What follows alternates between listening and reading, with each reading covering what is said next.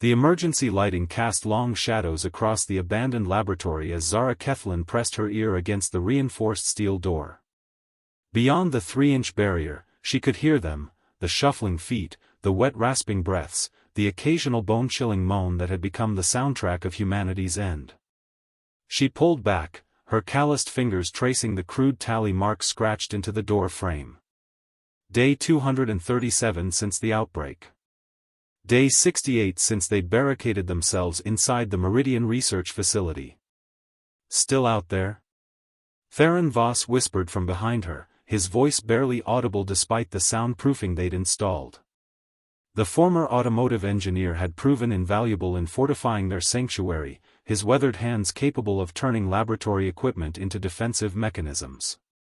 Dark circles shadowed his eyes, and his once robust frame had grown lean from rationed meals. Zara nodded grimly.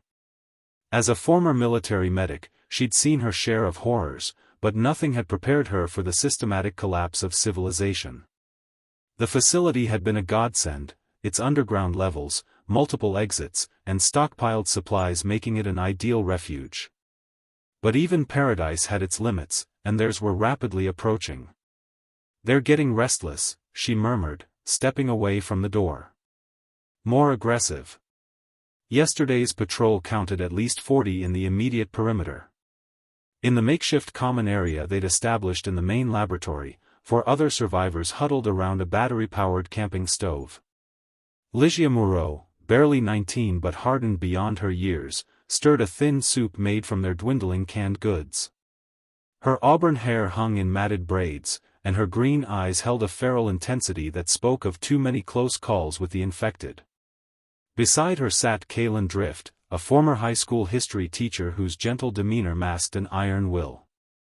At 52, he was the eldest of their group, and his gray beard had grown wild in their months of confinement. He'd become their moral compass, the voice of reason when desperation threatened to tear them apart. The youngest member of their unlikely family was Nix Braden, a 17-year-old whose technical genius had kept their electronics running long past their expected lifespan. They'd salvaged solar panels from the facility's roof and rigged charging stations for their communication equipment. Nix's pale skin seemed almost translucent in the artificial light, and their dark hair fell across sharp features as they worked on a tablet, monitoring the security cameras they'd positioned throughout the building. The final member of their group remained an enigma. Corvina Shade had arrived 3 weeks ago, half dead from blood loss and exhaustion, claiming she'd escaped from a settlement 200 miles north. Her black hair was streaked with premature silver, and her violet eyes held secrets she guarded fiercely. She possessed an uncanny ability to predict the infected's movements, as if she understood something fundamental about their behavior that the rest of them missed. "Food inventory?" Zara asked, settling onto an overturned crate that served as her chair. Ligia's jaw tightened. 2 weeks, maybe 3 if we cut portions again. She ladled the meager soup into mismatched bowls, each portion barely enough to satisfy a child's appetite. "The protein bars are gone. Most of the medicine too." Theron ran his hands through his graying hair. "The solar array is holding, but we're down to emergency power in sections 7 through 9.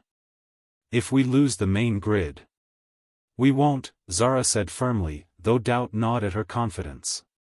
She'd been elected leader not through ambition but necessity. Someone had to make the hard choices, and her military background had prepared her better than most for command under pressure. Nix looked up from their tablet, finger tracing patterns on the cracked screen. The motion sensors picked up something unusual last night. Sector 12, near the loading dock. They paused, frowning. The infected, they were moving in formation.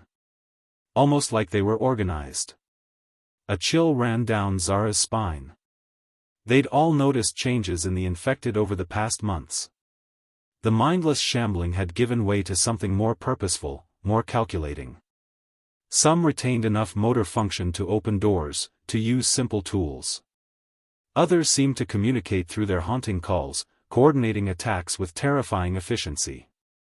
Corvina spoke for the first time that evening, her voice carrying an odd accent none of them could place. "They're evolving. Adapting. The virus isn't just destroying their minds, it's rewriting them. She met Zara's eyes across the flickering light. And they're learning about us, too. The weight of their situation settled over the group like a suffocating blanket. 6 people against a world of monsters, trapped in a fortress that felt more like a tomb with each passing day. Outside, the infected waited with inhuman patience, their numbers growing as scattered survivors fell one by one. Kalen broke the silence with forced optimism. The radio broadcasts have been more frequent. There are other enclaves out there, other people fighting to survive. We're not alone. But even as he spoke, they all knew the truth. The broadcasts were growing fainter, more desperate. Settlements fell silent one by one, their final transmissions often ending in screams.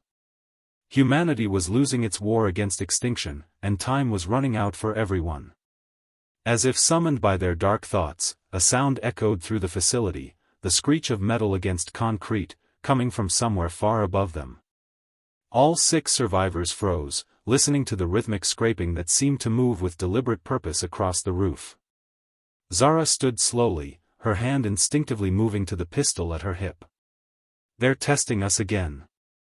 Dawn broke gray and unforgiving as Zara studied the facility's perimeter through the reinforced observation deck. The infected had withdrawn with the sunrise, as they always did, retreating to whatever dark places they called home during daylight hours. But their nocturnal visit had left disturbing evidence: scratches in the concrete, deliberately placed debris, and most troubling of all, what appeared to be crude symbols scratched into the metal siding. "Supply run," she announced to the group assembled in the main lab. "We're down to the wire on food, and the medicine cabinet is virtually empty." Ligia developed a fever during the night. The young woman protested from her position on a makeshift bed. "It's nothing. Just exhaustion." Corvina knelt beside her, pressing a pale hand to Ligia's forehead. 102 degrees, maybe higher. Without antibiotics. She left the sentence unfinished, but they all understood the implications. Theron was already pulling on his reinforced jacket, checking the battery life on his radio. "The pharmacy 3 blocks east. We scouted it last month, looked mostly intact." "That was before they started getting organized," Nyx interjected, not looking up from their surveillance screens. "Movement patterns have changed. They're setting up ambush points along the main routes." Zara made the calculation that had become routine in their new world: risk versus necessity, the mathematics of survival. 3-person team. Theron, Corvina, and myself. Kalen stays with Ligia and Nyx holds overwatch. Corvina's violet eyes sparked with something unreadable. "You trust me enough for a supply run?" "I trust you enough to want you where I can see you," Zara replied bluntly. There was something about the mysterious woman that set her instincts on edge, but Corvina's uncanny ability to predict infected behavior had saved their lives more than once. An hour later, they slipped through the facility's service exit, moving in the practiced silence that meant the difference between life and death. The city beyond their sanctuary was a monument to humanity's fall. Abandoned vehicles rusted where they'd been left, windows gaped like empty eye sockets, and nature had begun its relentless reclamation of concrete and steel. Theron led them through a route he'd memorized, avoiding the main streets where infected congregated in larger numbers. They moved through backyards overgrown with weeds, between houses that stood like tombstones marking the death of suburban dreams. The pharmacy lay ahead, its neon sign dark and partially shattered. "Something's wrong," Corvina whispered, her hand touching Zara's arm. "They're watching us." Zara scanned the surrounding buildings but saw nothing. Still, she'd learned to trust Corvina's instincts. "From where?" "Everywhere." Corvina's voice carried a tremor of fear that made Zara's blood run cold. "This isn't random wandering. They're hurting us." As if responding to some unheard signal, infected began emerging from concealment. Not the shambling hordes they'd grown accustomed to, but small groups moving with deliberate coordination. They came from doorways and alleyways, from rooftops and basements, cutting off escape routes with tactical precision that should have been impossible for creatures driven by base hunger. "The pharmacy, run!" Zara commanded, but even as they sprinted toward their destination, she realized the infected had anticipated this move. A group of them had positioned themselves between the survivors and the building, while others closed in from behind. Theron's rifle cracked once, twice, dropping the nearest infected with precise headshots. But for every one that fell, 2 more appeared from hiding places they'd never suspected existed. These weren't the rotting corpses they'd encountered in the early days. These infected retained more of their humanity, moving with purpose and seeming to communicate through subtle gestures and low vocalizations. "There." Corvina pointed to a gap between 2 collapsed cars. "The construction site beyond, we can lose them in the scaffolding." They fought their way through the impromptu barricade, Zara's pistol barking in staccato rhythm as infected pressed close enough for her to see the terrible intelligence burning in their clouded eyes. Whatever the virus had done to humanity, it wasn't simply destroying, it was transforming, creating something new and horrifying.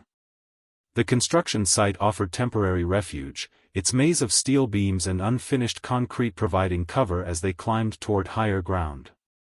But even here, they could hear the infected below, calling to one another in their haunting voices, organizing themselves for a coordinated assault. "They're learning our tactics," Theron panted, reloading his rifle with practiced efficiency. "Adapting to our strategies." Corvina stared down at their pursuers with an expression of profound sadness. "They remember," she said quietly. "Fragments of who they used to be. That's what makes them so dangerous, they retain human cunning but none of human compassion." From their vantage point, they could see the pharmacy below, its shelves tantalizingly close but impossibly distant. The infected had surrounded the building, waiting with patience that spoke of intelligence far beyond animal cunning. They'd been outmaneuvered by creatures that should have been incapable of strategy.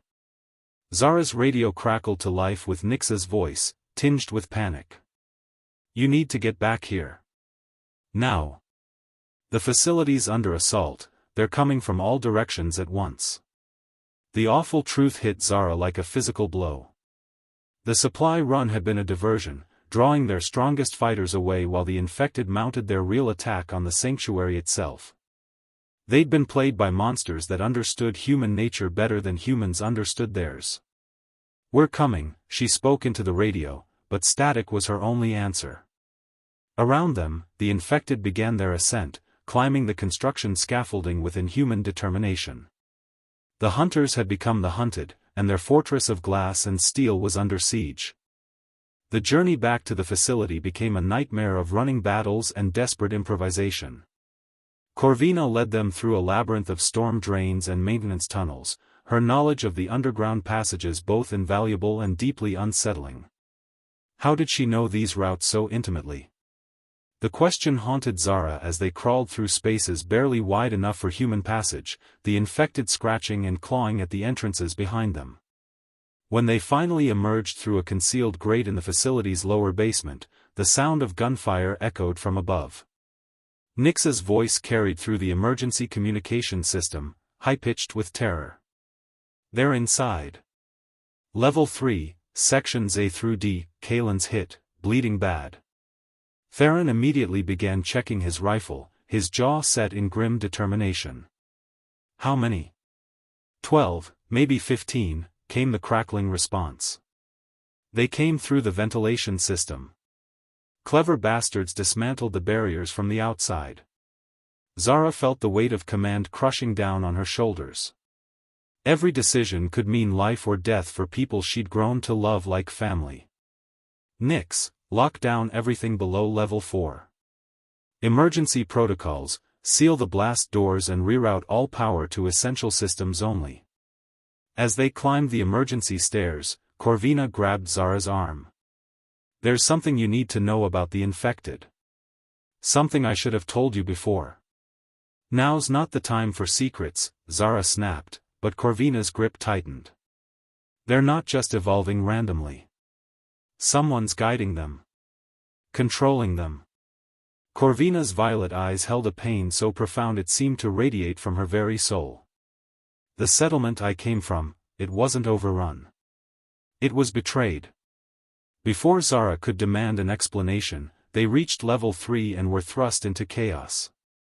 The infected had indeed penetrated their sanctuary, but these weren't the shambling corpses of popular imagination.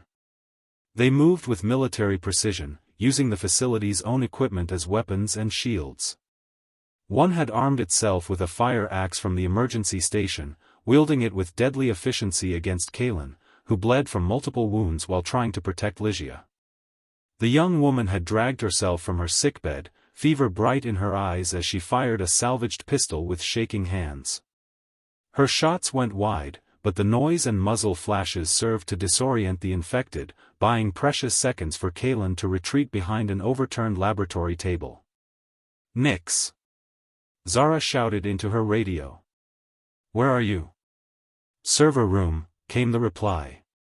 "Trying to activate the containment protocols. If I can flood the infected sections with halon gas." "Do it," Zara commanded, even as she put 3-round center mass into an infected that had been wearing a scientist's lab coat.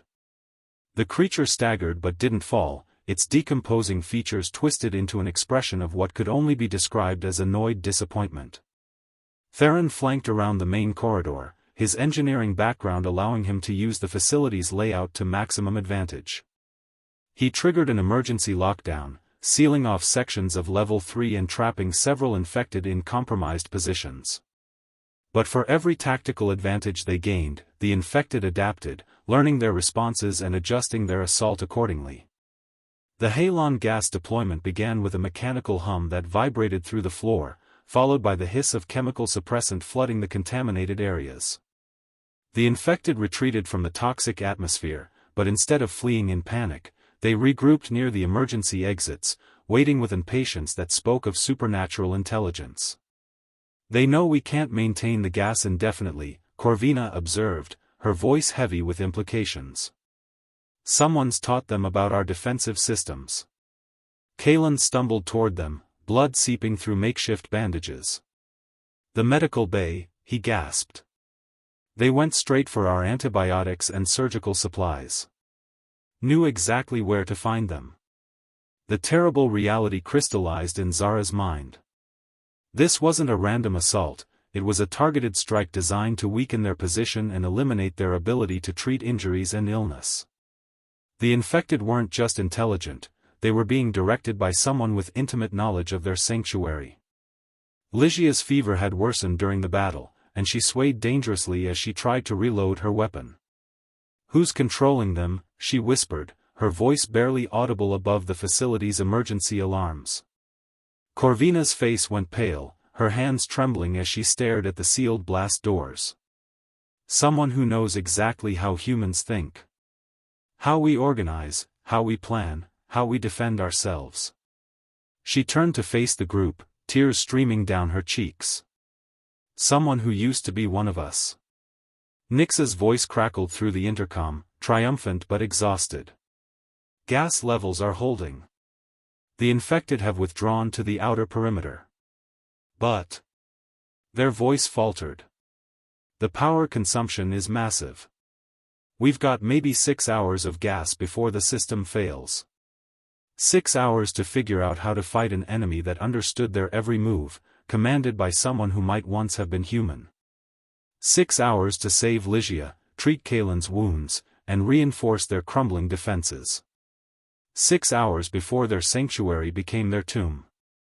As if sensing their despair, the infected began a new sound from beyond the sealed doors, not moaning or growling, but something that chilled them to the bone.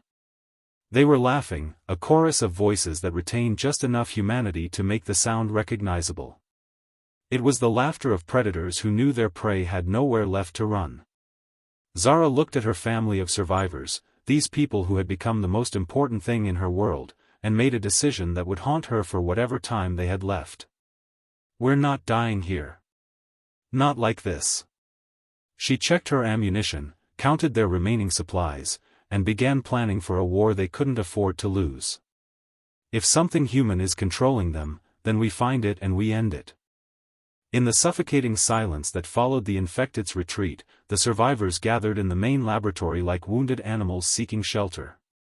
The halon gas had bought them time, but everyone understood the temporary nature of their reprieve. Kalen lay on a makeshift stretcher, his breathing shallow and labored despite Zara's best efforts to treat his wounds. Lygia's fever had broken, but she remained weak and disoriented, her young face gaunt with dehydration. Nyx worked frantically at their computers, cycling through surveillance feeds and system diagnostics.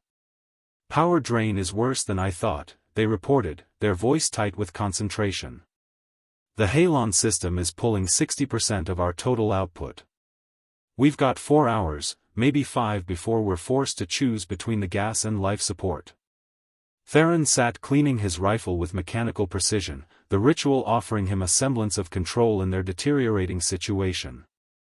"The infected didn't just probe our defenses," he observed quietly. "They mapped them. Every barrier, every weakness, every backup system." This was reconnaissance. All eyes turned to Corvina, who stood apart from the group like a defendant awaiting judgment. Her violet eyes reflected the emergency lighting, and her hands shook with barely contained emotion. The weight of unspoken truths hung heavy in the recycled air. "Tell us," Zara commanded, her voice carrying the authority of someone who had led soldiers through hell. "All of it. No more lies, no more omissions. If we're going to die here, we deserve to know why." Corvina sank onto a laboratory stool, her composure finally cracking under the pressure. "The settlement I came from wasn't called Haven," she began, her accent more pronounced now that her defenses were down. "Its real name was Project Lazarus. A government black site dedicated to studying the infection." Nyx looked up from their screens, interest overriding exhaustion. "Studying it how?" "They were trying to weaponize it," Corvina continued, each word seeming to cause her physical pain. "Create controlled infected that could be directed against enemy populations. They needed test subjects, people who were immune or resistant to the virus." The laboratory fell silent except for the mechanical hum of life support systems. The implications of her revelation settled over them like a toxic cloud. "You're immune," Lygia whispered, understanding dawning in her fevered eyes. Corvina nodded miserably. "One of 12 natural resistance they found. We were subjected to experiments. Injections of modified virus strains, psychological conditioning, neural mapping." She touched the back of her neck, where Zara now noticed a small surgical scar. "They implanted control devices, tried to create a hybrid intelligence that could command the infected while retaining human cognitive abilities." Theron's hands stilled on his rifle. "They were making generals for a zombie army." "The project failed," Corvina rushed on, as if the words burned her throat. "Most of the subjects died or went completely feral. But 3 of us retained our sanity while gaining the ability to communicate with the infected. To influence their behavior." Zara felt sick as pieces fell into place. "That's how you know their movement patterns. How you can predict their attacks." "I can hear them," Corvina admitted, tears flowing freely now. "Their collective consciousness. It's like standing in a stadium filled with screaming voices, all demanding blood and flesh and death. But underneath that hunger, there's organization. Structure. And at the center of it all." One of the other subjects, Kalen managed to whisper from his stretcher. Corvina's head fell into her hands. Dr. Marcus Vane. He was the lead researcher, the one who designed the neural implants. When the facility was overrun, he had himself infected rather than face court-martial for his war crimes. She looked up at them with haunted eyes. The virus didn't destroy his mind like it was supposed to. Instead, it amplified his intelligence, gave him access to every infected consciousness on the continent. He's building an empire of the dead, and settlements like ours are just resources to be harvested. Nyx's fingers flew over their keyboard. That's why they knew our systems, our defenses. He's encountered fortified positions before. Studied them. Learned from each assault. Dozens of settlements, Corvina confirmed. Each one teaching him something new about human survival tactics. We're not fighting random monsters, we're fighting a military strategist with an army that feels no pain, needs no supplies, and follows orders without question. The weight of hopelessness pressed down on them like a physical force. How could 6 exhausted survivors fight against an enemy with unlimited soldiers and decades of tactical experience? But you escaped, Zara pointed out. You got away from him. Corvina's laugh was bitter and self-loathing. I didn't escape. I was sent. She pulled back her hair, revealing a small device embedded behind her ear, its surface covered in pulsing organic growth. The implant isn't just for communication, it's a tracking beacon.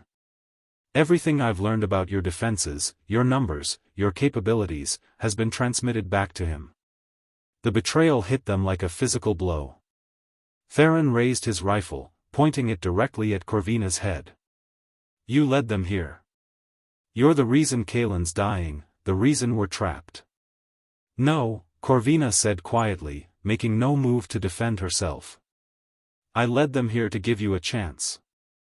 Zara held up a hand, stopping Theron from pulling the trigger. Explain. Vayne needs the resistance alive. There are so few of us left, and he's planning something that requires our specific neurological patterns. Corvina touched the device behind her ear. I've been sabotaging the signal, feeding him false information about your numbers and capabilities. He thinks you're a larger, better-armed group than you actually are. Why should we believe you?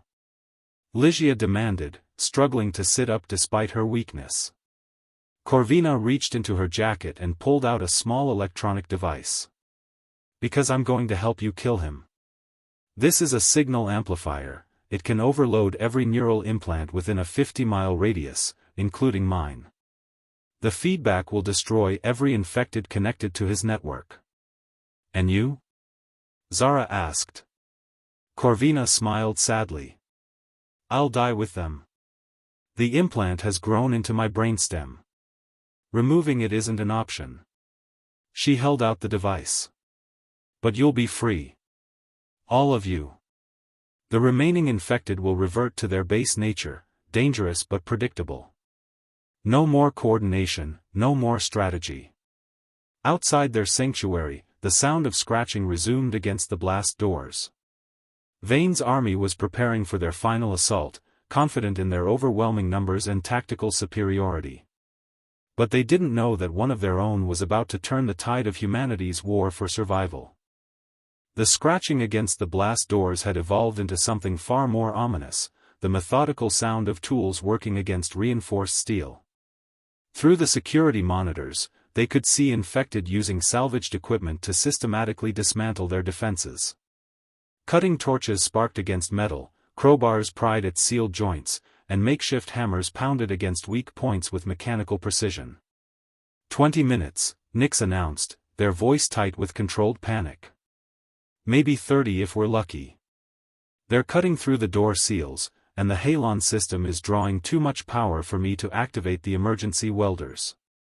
Corvina stood before a wall map of the facility, the signal amplifier clutched in her trembling hands. The device has a limited range, maybe 100 meters. I'll need to get close to the main concentration of infected to ensure it catches Vayne's signal. That's suicide, Theron protested, though his rifle remained trained on her. Trust came hard in their new world, especially when dealing with someone who had admitted to being a spy.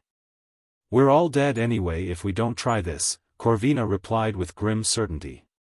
Vayne has over 300 infected under his direct control converging on this position.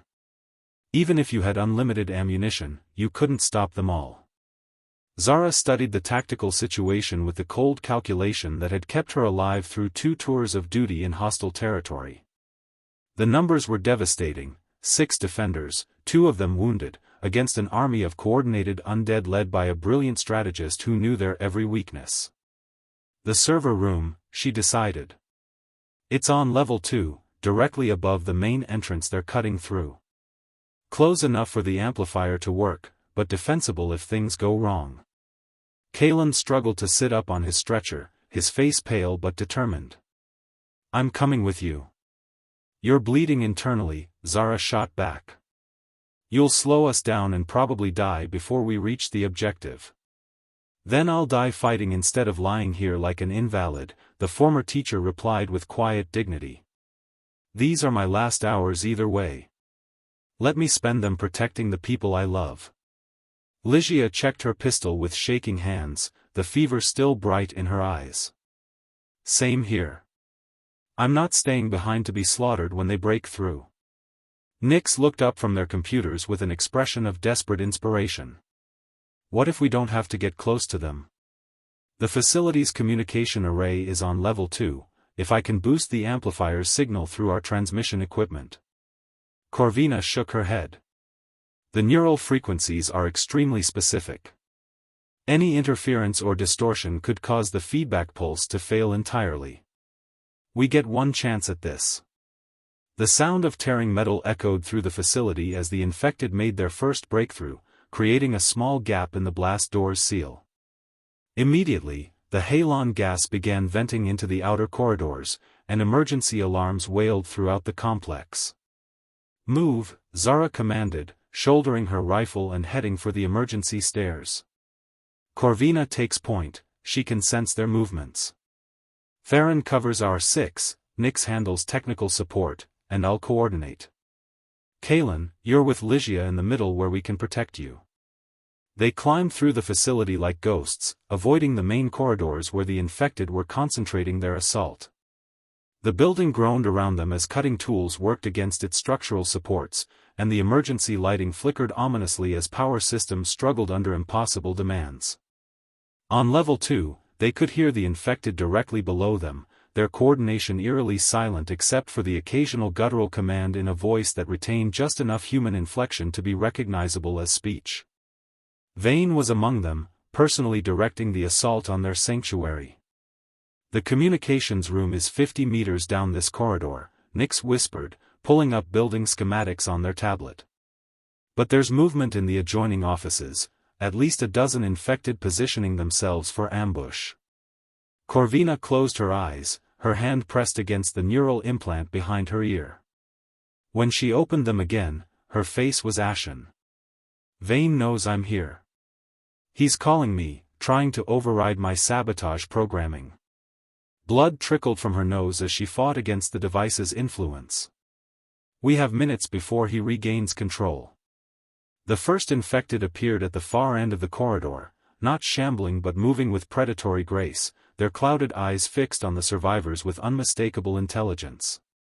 These weren't random monsters, they were soldiers following orders from a brilliant commander who understood human psychology better than most humans. Theron's rifle cracked, dropping the lead infected with a perfect headshot. But immediately, the others adapted, using doorways and overturned furniture for cover while advancing in a coordinated pattern that would have impressed military instructors. Suppressing fire, Zara ordered, laying down a steady stream of bullets to keep the infected from advancing while the group moved toward their objective. But their ammunition was limited, and every shot brought them closer to being defenseless. Ligia stumbled, her fever-weakened body betraying her at the worst possible moment. Kalen caught her arm, his own wounds reopening from the exertion, blood seeping through his makeshift bandages. They were falling apart just when they needed to be strongest. The communications room door loomed ahead, but between them and salvation stood an infected that had once been a security guard. It moved with purpose, blocking their path while others closed in from behind. In its decomposing hands, it held a riot baton with the casual familiarity of someone who remembered their training. The amplifier, Corvina gasped, blood flowing more freely from her nose as Vane's mental assault intensified. I can't fight him much longer.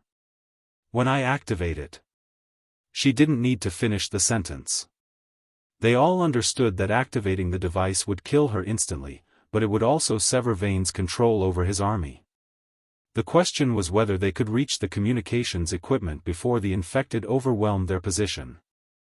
Zara made a decision that would haunt her for the rest of her life, however long that might be. Give me the amplifier. Get to the communications room and boost the signal as high as it will go. But even as she spoke, the lights went out, plunging them into absolute darkness as the infected finally severed the facility's main power lines. In the black silence, they could hear movement all around them, closing in for the kill. Emergency lighting flickered to life, casting the corridor in hellish red shadows that made the approaching infected look like demons emerging from the depths of hell. The battery backup would last 30 minutes at most, and in that crimson twilight, the survivors found themselves surrounded by enemies who moved with increasing coordination as Vane's mental control strengthened. Corvina collapsed against the wall, blood streaming from her eyes and nose as the neural implant fought against her resistance. "He's in my head," she gasped, her voice distorting as conflicting signals warred in her brain. "I can't hold him back much longer." Nyx reached the communications room door and found it locked, the electronic systems dead with the power failure. "Manual override," they muttered, pulling emergency tools from their pack. "Give me 2 minutes." 2 minutes they didn't have. The infected security guard advanced with mechanical precision, its riot baton raised like a knight's weapon. Behind it, others moved in perfect formation, creating an impenetrable wall of undead flesh between the survivors and their goal. Theron positioned himself at the corridor's choke point, his rifle steady despite the dim lighting. "I can hold them here," he announced with calm finality. "Long enough for you to complete the mission." "We don't leave people behind," Zara replied, but even as she spoke, she knew they had no choice. The mathematics of survival had reduced their options to a single terrible equation: sacrifice the few to save the many. "You're not leaving me," Theron said, a sad smile crossing his weathered features. "You're letting me do what I was born to do." He chambered around, the sound echoing off the corridor walls like a death knell. "Protect the people I love." The infected rushed forward in perfect unison, their movements coordinated by Vane's malevolent intelligence.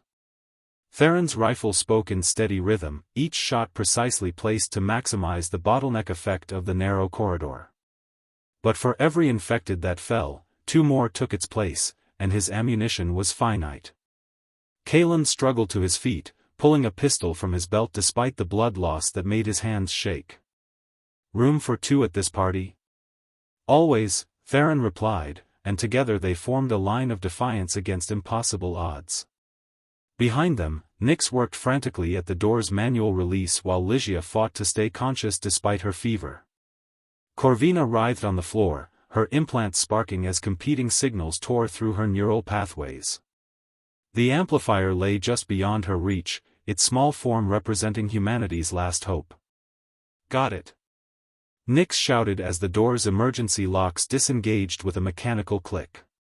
They dove into the communications room, immediately beginning the process of rerouting power from the facility's emergency batteries to boost the transmission array. The infected broke through Theron and Kalen's defensive line just as the 2 men ran out of ammunition. Instead of retreating, they charged forward with improvised weapons, a fire axe for Theron, a broken piece of rebar for Kalen. Their final stand lasted only seconds, but those seconds gave the others the time they desperately needed.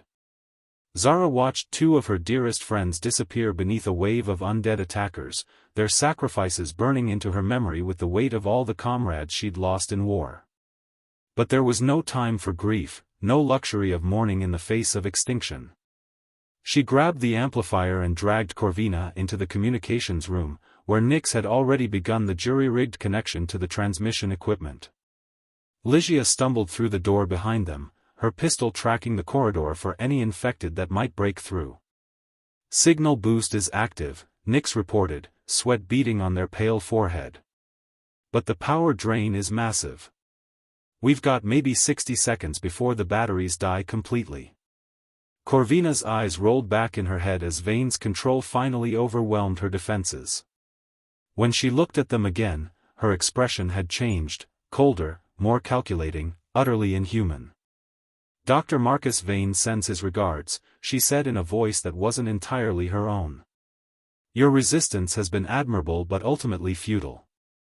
Zara raised her pistol, knowing she was about to kill someone who had tried to save them all. But before she could pull the trigger, Corvina's original personality surfaced one final time, her violet eyes clearing with desperate clarity.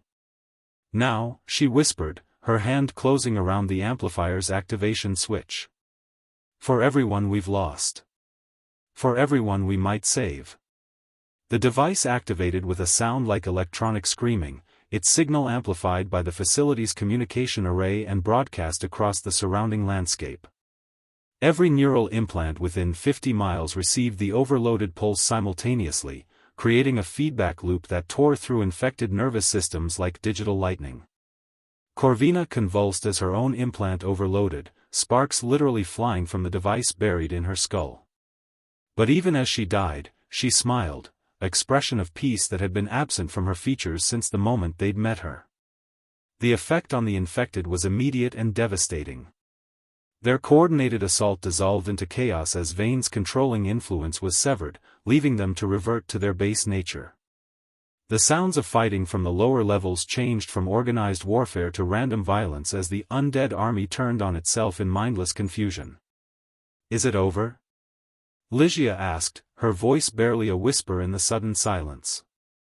Nyx checked their monitoring equipment, cycling through camera feeds that showed infected wandering aimlessly through the facility, their formation broken, their purpose forgotten. "The neural network is down. Whatever was controlling them is gone." But Zara felt no triumph, only the hollow ache of loss. 3 of their family had died in the space of minutes, Corvina's sacrifice enabling the others, Theron and Kaelin's heroism buying time they couldn't afford to waste. The victory tasted of ashes and blood. Outside, dawn was breaking over a world that had just taken one small step back from the brink of extinction. The infected would continue to pose a threat, but they would be individuals rather than an army, beasts rather than soldiers. Humanity had bought itself another chance at survival, paid for with the lives of heroes whose names would never be recorded in any official history. The facility fell silent except for the distant sounds of infected stumbling through corridors without purpose or direction. Through the shattered remains of their sanctuary, Zara could hear them bumping into walls, their coordination shattered along with the neural network that had controlled them. What had once been a disciplined army was now merely a collection of individual monsters, dangerous but predictable. Nyx worked to restore partial power using the emergency batteries, their hands shaking from exhaustion and grief. The communications room had become their final redoubt, its reinforced walls offering protection while they processed the magnitude of their losses. 3 friends dead, their home compromised, their supplies scattered or destroyed. "We can't stay here," Zara announced, her voice hoarse from shouting orders and breathing smoke from the facility's damaged systems. "Too many infected still wandering the building, and our defenses are compromised. We need to move while they're still disorganized." Ligia sat beside Corvina's body, tears streaming down her fever-flushed cheeks. "Where do we go? This was supposed to be safe. This was supposed to be our home." The weight of leadership pressed down on Zara's shoulders like a physical force. As a military medic, she'd trained to save lives, but command required her to make decisions that cost them. Every choice carried the potential for tragedy, and the responsibility felt like carrying the weight of the world. Nyx looked up from their portable equipment, electronic displays casting blue light across their exhausted features. "I'm picking up radio transmissions. Multiple sources, all using emergency frequencies." They adjusted the receivers, filtering through static and interference. "There's a settlement called New Eden, approximately 40 miles north. Their broadcasting shelter offers to survivors." "Could be a trap," Zara warned, though hope flickered in her chest despite her caution. "After what we've learned about coordinated infected, we can't trust anything that seems too good to be true." "The transmissions include personal messages," Nyx continued, their excitement growing.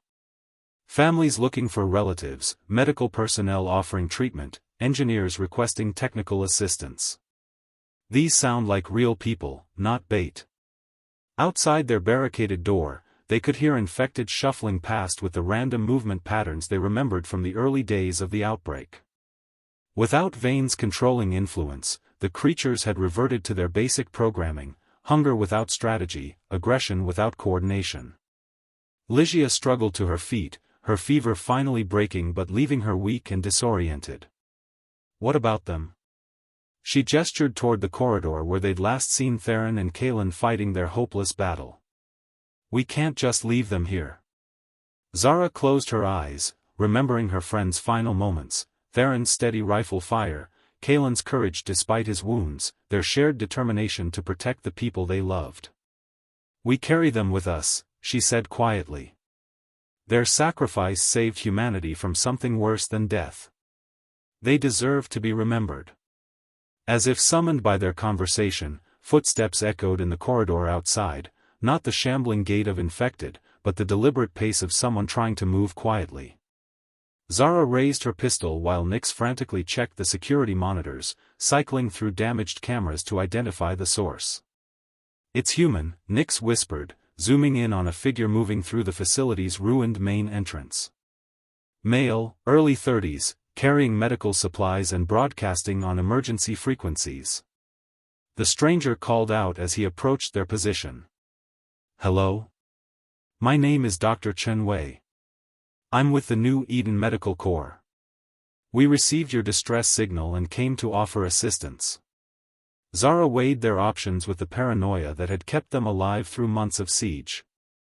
Trust was a luxury they couldn't afford, but isolation was proving equally deadly. Through the damaged walls, she could see other figures moving through the facility, people in medical gear checking the wounded infected, others carrying stretchers and emergency equipment. Prove it, she called back. Medical question, what's the proper treatment for Class 3 hemorrhaging in the field? Direct pressure and elevation if possible, came the immediate reply. Tourniquet application for extremity wounds, hemostatic agents for major vessel damage, and immediate evacuation to surgical facilities. The voice carried the professional confidence of someone who had treated such injuries many times. Nyx accessed the facility's external cameras and counted at least 15 people in the rescue party, all wearing matching uniforms and displaying the organized efficiency of a legitimate operation. They've got vehicles, heavy equipment, and what looks like a mobile medical unit. Ligia made the decision for all of them by opening the communications room door, her young face showing a desperate need to believe that hope still existed in their broken world. We're here, she called out. 3 survivors, 2 requiring medical attention. Dr. Chen appeared in the doorway moments later, his face showing the kind of gentle competence that Zara associated with the best field medics. He took in their situation with a quick professional assessment, Corvina's body, the jury-rigged equipment, their obvious exhaustion and trauma. The pulse worked, he said simply. We felt it 40 miles away, every coordinated infected group in the region suddenly went chaotic. You saved thousands of lives today. The weight of their victory finally began to sink in. Not just their own survival, but the liberation of every settlement within the neural network's range. Communities that had lived under siege for months were now free to rebuild, to hope, to plan for something beyond mere existence. New Eden has medical facilities, Dr. Chen continued, producing a sealed medical kit and beginning to assess their conditions. Food, shelter, and people who understand what you've been through. You don't have to fight alone anymore. As his team carefully extracted Corvina's body and prepared the survivors for transport, Zara took one last look at their ruined sanctuary.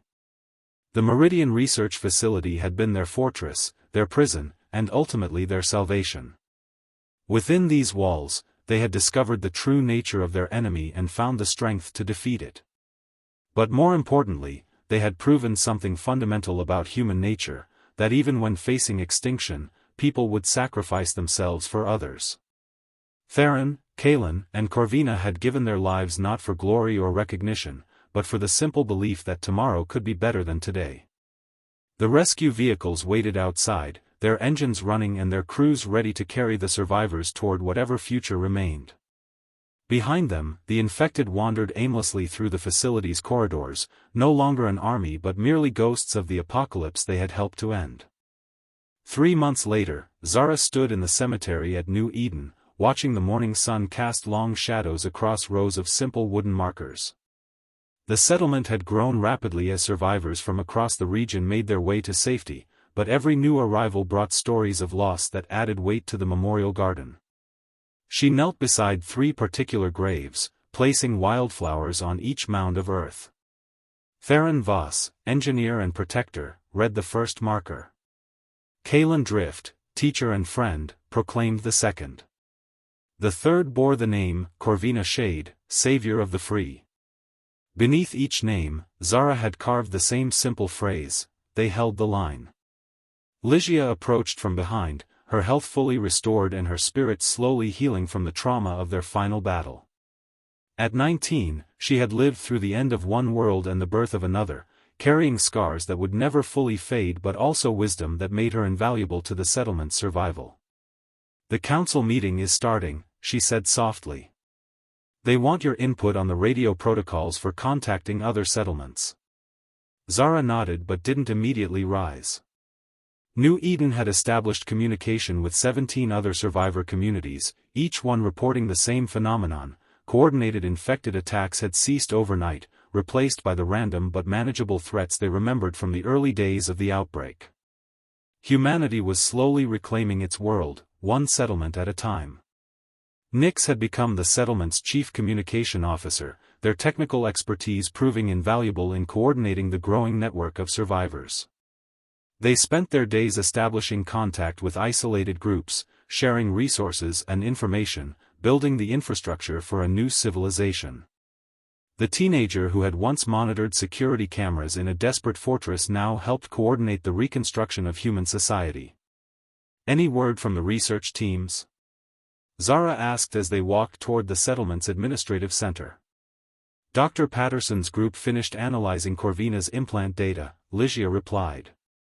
"They confirmed what we suspected. Vane's network extended across the entire eastern seaboard. When it collapsed, it freed millions of people from coordinated attacks." The magnitude of their achievement still felt surreal. 3 survivors in a damaged facility had broken the back of an empire that had terrorized half a continent. But the victory carried a weight of responsibility that Zara felt every day, the knowledge that their friends had died for something larger than themselves. The settlement buzzed with activity as they approached the town center.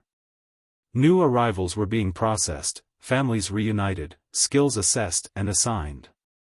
Children played in spaces that had been secured through violence and sacrifice, their laughter a testament to humanity's resilience. But Zara noticed that the adults watched the horizon with eyes that had seen too much, always ready for the next threat. In the council chamber, settlement leaders debated expansion plans and resource allocation with the careful precision of people who understood that mistakes could mean death. Maps covered the walls, marking known settlements, infected concentrations, and the precious supply routes that connected isolated communities. "The Northern Territories report successful harvests," announced Dr. Martinez, the settlement's agricultural coordinator. "If the weather holds, we'll have surplus food for trade with the mountain communities." Zara took her seat at the council table, still uncomfortable with the authority that survivors instinctively granted her. The story of their final battle had spread throughout the survivor network, transforming her from a simple medic into a symbol of hope and resistance. She preferred the practical work of treating patients and training new defenders, but leadership had been thrust upon her by circumstance and necessity. "Radio contact with Charleston base confirms they're establishing manufacturing capabilities," reported Captain Burke, the settlement's military coordinator. "Basic electronics, ammunition, medical supplies. They're requesting technical advisors for expansion." The conversation continued with updates from across their growing network of affiliated settlements. Each report painted a picture of humanity slowly emerging from its dark age, building new communities on the ashes of the old world. But Zara's attention kept drifting to the window, where she could see the cemetery and the 3 graves that reminded her daily of the price of survival. After the meeting, she found herself walking the settlement's perimeter with Nyx, checking the defensive positions that had become routine rather than desperate. Guard towers manned by volunteers, communication arrays connecting them to distant allies, and most importantly, the absence of coordinated attacks that had made such defenses necessary. "Do you ever wonder what would have happened if we'd made different choices?" Nyx asked, their voice thoughtful as they watched children playing in what had once been a killing field. Every day, Zara admitted. But that's not the world we live in. We make the best decisions we can with the information we have, and we live with the consequences. As evening approached, the settlement gathered for their weekly memorial service, a tradition that had emerged naturally as survivors processed their collective trauma. Names were read, stories shared, and promises made to remember those who had fallen in humanity's darkest hour. When Zara's turn came to speak, she stood before the assembled crowd and spoke the words that had become her ritual. Theron Voss died so that children could laugh. Kalen Drift gave his life so that knowledge could survive. Corvina Shade sacrificed herself so that humanity could choose its own future. She paused, looking out at faces that carried their own burdens of loss. They held the line when the world was ending. Now it's our turn to build something worthy of their sacrifice. Later that night, alone in her small quarters, Zara opened the journal she had kept throughout their ordeal. The final entry was brief: the war is over. Humanity survived. The cost was everything we held dear, but we held the line. Tomorrow we begin the work of healing. Today we remember why it mattered.